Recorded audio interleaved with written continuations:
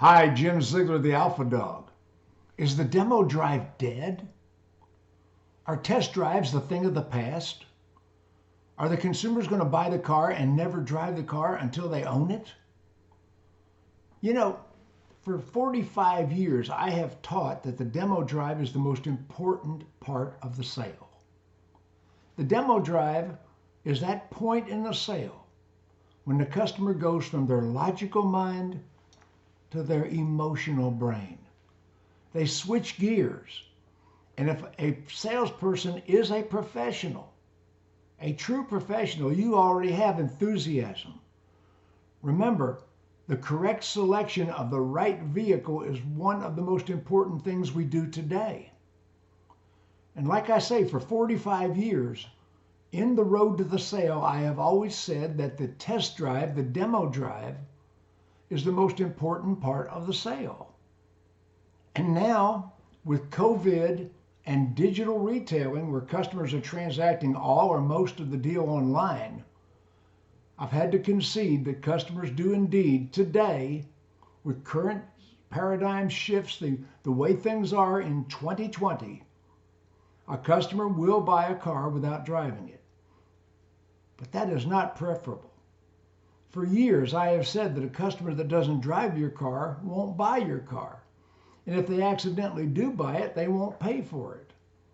And what I mean by that is difficult to make a profit, really difficult to make a profit with a customer that is not emotionally attached to the car.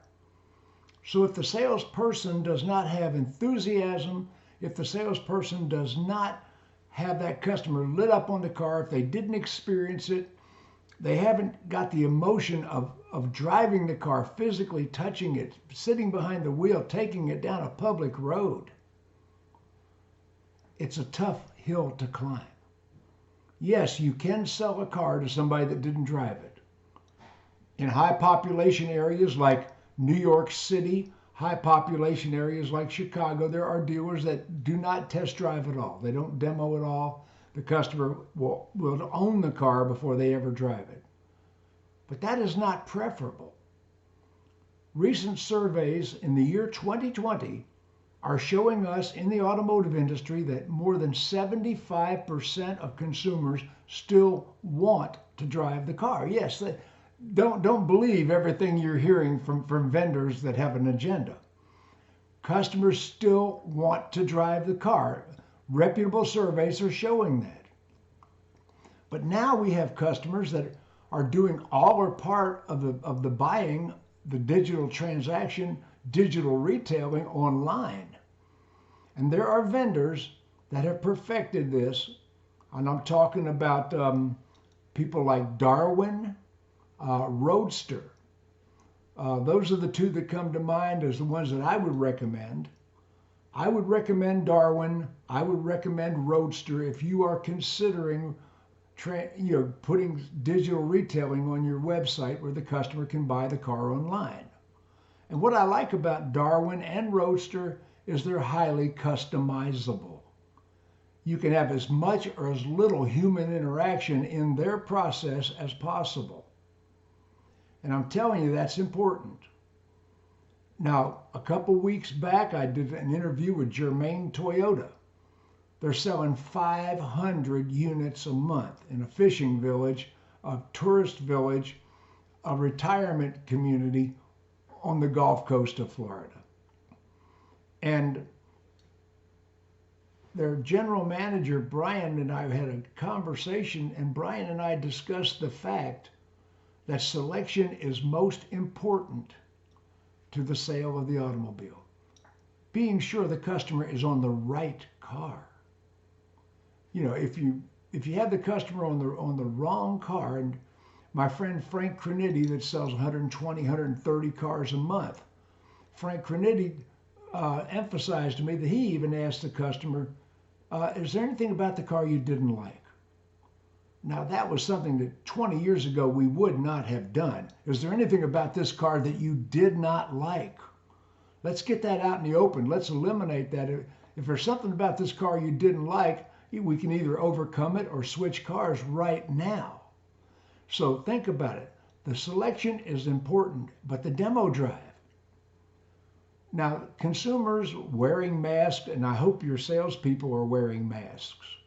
If people are wearing masks and the car is sanitized and we put the customer in the car, I'm talking 2020. I'm recording this in December. In 2020, if your people they need to be wearing a mask. Let's face it, all the time, every photo, everything that you advertise about the dealership, social distancing, wearing a mask. Now, if we're going to go with the customer on the demo drive, and I hate to call it a test drive, it's a demo drive. You know, a test drive. I used to have people come and say, we'd like to test drive a car. Well, thanks for the offer, pal. Leave your number with the receptionist. We tested them at the factory. We ever need a test driver, though, we'll call you. No, a test drive, no, it's not a test drive. It's a demo drive. So if you go with the customer on the demo drive, you know, you both need to be wearing masks. You need to have social distancing. And a lot of customers are uncomfortable with that in today's new paradigm shift market. So what do? You don't demo drive the car with the customer. You got to put the customer in the car by themselves and let them drive. Now, that being the case, you must always get a loaner agreement signed. In all 50 states, if you put that customer in a car, if you pitch the keys to the customer and let them drive without a signed loaner agreement, no law enforcement agency will go get that car and retrieve it for you. You gave them the car. It's going to take a lot of court action and a lot of headache to get that car back if they choose not to bring it back. So you must get a signed loaner agreement and a copy of their driver's license, a photocopy of their driver's license. Then you are safe to put the customer in the car by themselves.